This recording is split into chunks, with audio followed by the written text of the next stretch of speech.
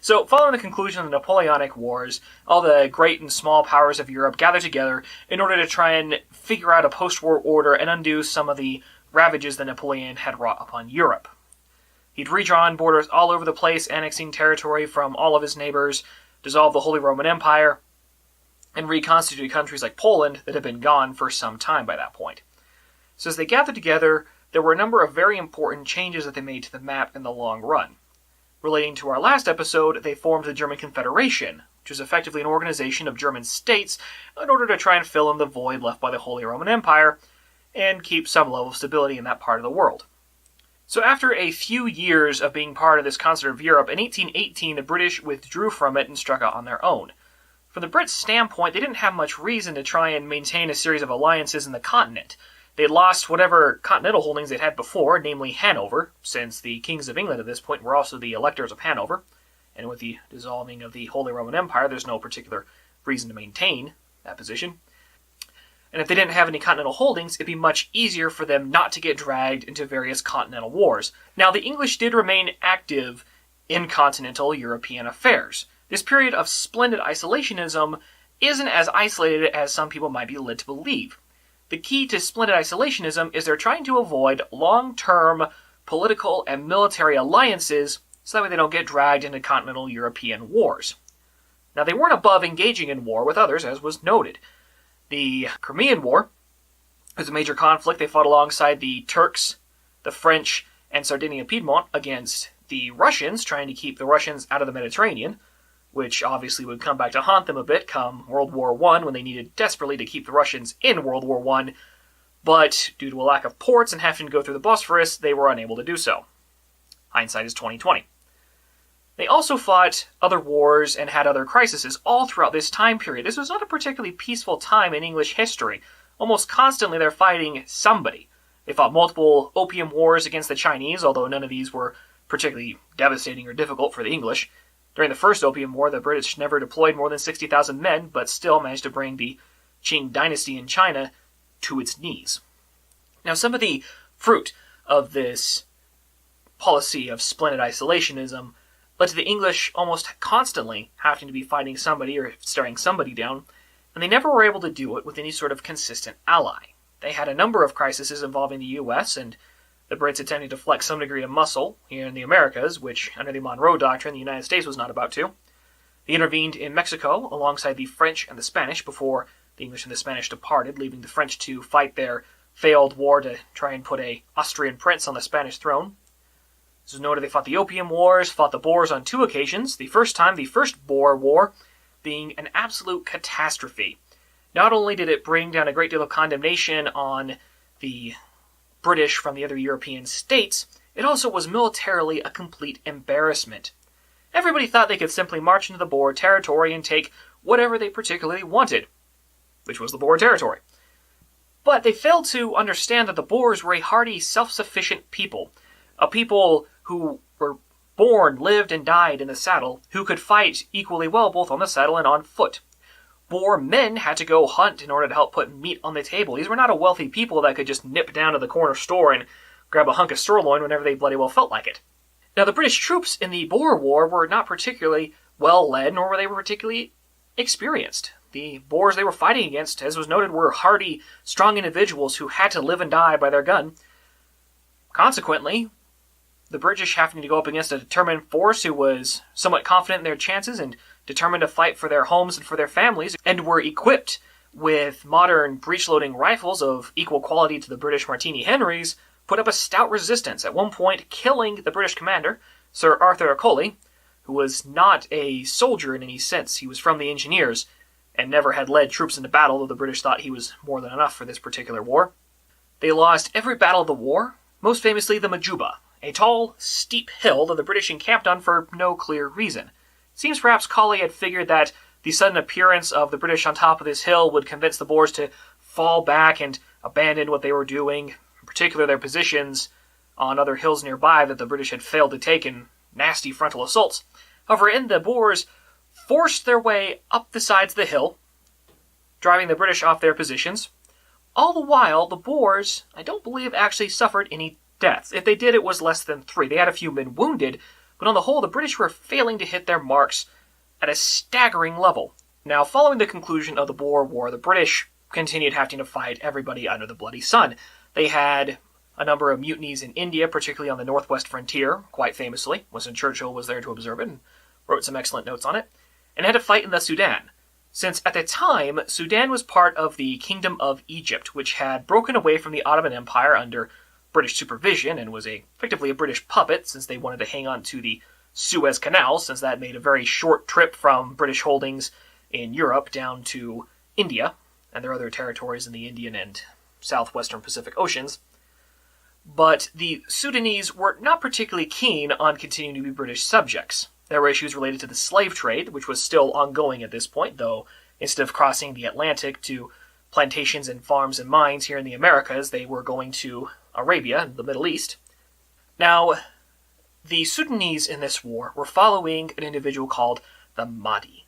Now, the Mahdi was a prophesied figure who they believed would be showing up any time to do various things.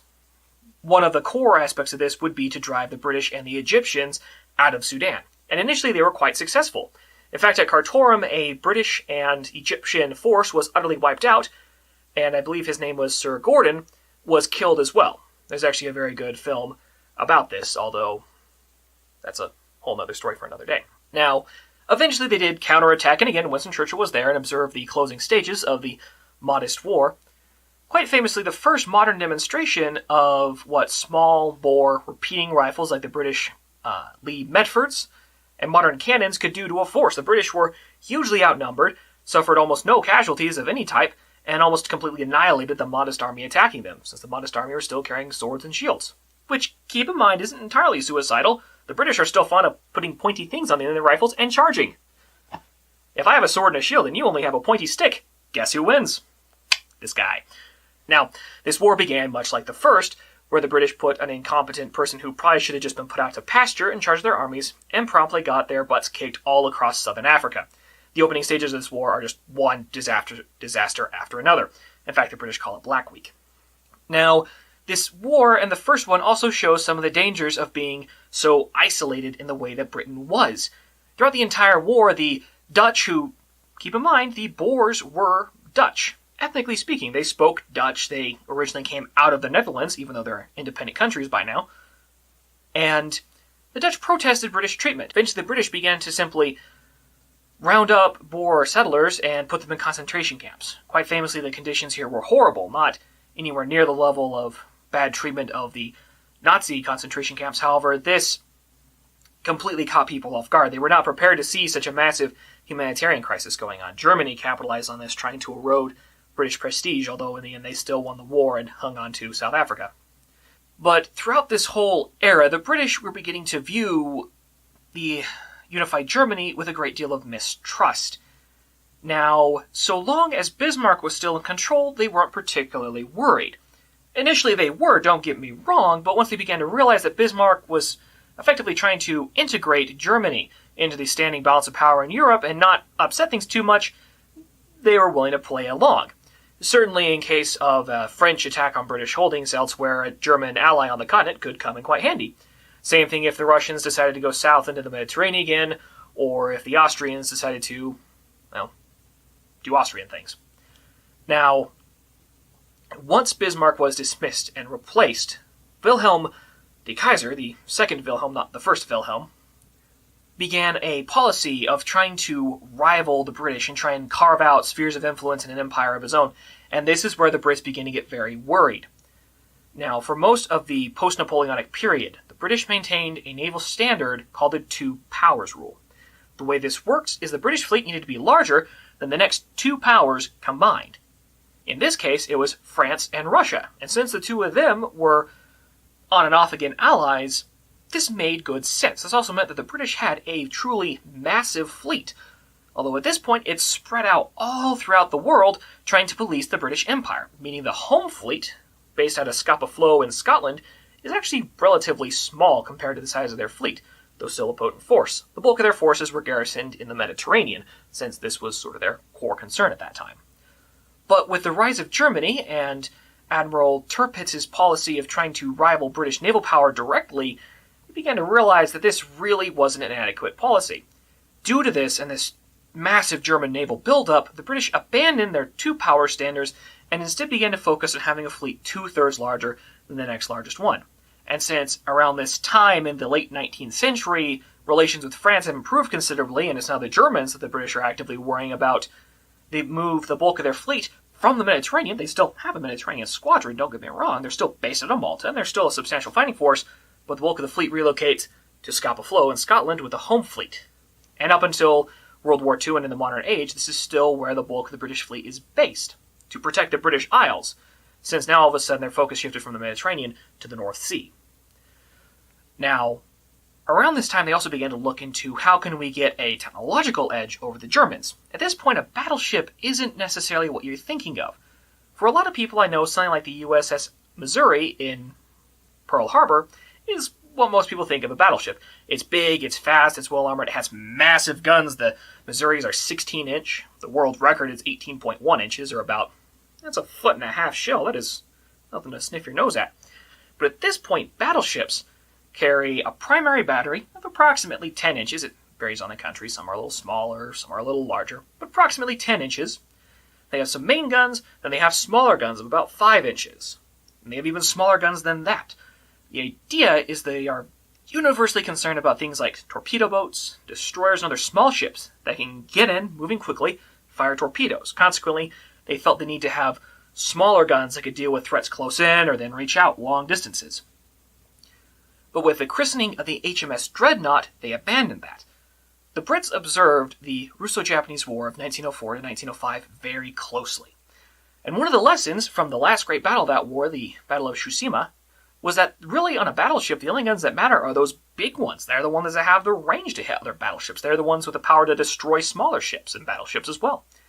Consequently, with the HMS Dreadnought, they take that lesson and combine recent advancements in armor making and engines to produce a ship that carries more big guns. They use a battery of approximately 8 or 12 or so 12-inch guns, which are much bigger, more powerful than any German gun at sea, has thicker, stronger armor that can stand up to these older guns, and it's faster. It's considerably faster than any other battleship in the world. This causes a huge revolution, since overnight, the British just made the bulk of the navies in the world obsolete, including their own, which is kind of the boneheaded aspect of it, that now, congratulations, Britain, you have the world's largest fleet, and it's obsolete. Good planning. Now, they commence to build huge numbers of dreadnoughts. The Germans follow suit, though they never quite catch up in terms of numbers, and everybody else goes on building dreadnoughts. And the entire time, the German high seas fleet and the British home fleet are keeping an eye on each other, taking extensive notes about what ships they're building, what are their specifications, do we need to make ours larger, are the guns good, do we need bigger guns, do we need to be faster, more heavily armored? And this goes on right up until World War II, when they finally have a chance to fight, finally have a chance to send their fleets out and duke it out in epic fashion. And they fight one battle, and the German home high seas fleet promptly just goes home and sits there the rest of the war until they mutiny and cause a communist revolution. Congratulations. Money well spent. But this arms race prompted one other big reaction from the British, not merely a buildup of their fleet. Throughout the latter part of the 19th century, they began to reintegrate themselves into alliances in Europe. At one point, they signed a series of treaties between Italy and the Austrians related to the Adriatic Sea and the Mediterranean. And eventually, along with other ones, mind you, this built up to the Entente Cordiale between them and the French. The big key here is the British are now committed to joining in a war if the French are attacked, in particular by the Germans. So keep in mind, we don't have Bismarck running Germany anymore. We have other guys. We have Wilhelm and this awkward foreign policy where sometimes they're trying to grind the British into dust and other times they might try and offer a olive branch of reconciliation. They're very much looking at this new German state and thinking, well, I don't like this. It smells like sauerkraut. And consequently, the British are now, as was noted, committed to France. If France has to go to war with Germany, Britain, no matter what, is involved. Sure enough, in 1914, it plays out. Austria-Hungary declares war on Serbia, Russia declares war on Austria-Hungary, Germany declares war on Russia, France declares war on Germany, and then the Germans try and take a little summer stroll through Belgium, which the Brits don't like. Consequently, they join the war. Now, without the Entente Cordiale, there's a very real chance the British wouldn't have gotten involved in 1914, and it's difficult to say how big of an impact they initially had. The BEF was only approximately 120,000 soldiers. Keep in mind, all the other countries are fielding armies in the millions at this point. But throughout much of their history, the British have not conscripted troops. It was a volunteer force entirely.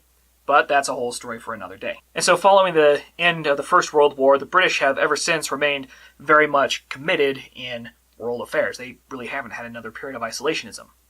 They helped to create the League of Nations, championing the idea of Woodrow Wilson. Even though the United States did not actually join, they were very much eager to go home and resume their own period of isolationism, this particular one starting with the end of the Civil War and Reconstruction. And consequently, the British, as was noted, remained more or less perpetually involved in world affairs. Although, as was said before, that's a story for a whole nother day. So, thank you for watching. We hope that you enjoyed it. If you have any comments, questions, or suggestions of things we can do better in the future, please feel free. Throw them down below. Along with any suggestions you might have for a future topic you'd like us to cover, or if there's something you'd like us to cover in more detail down the line. Consequently, thanks for watching, and have a nice night.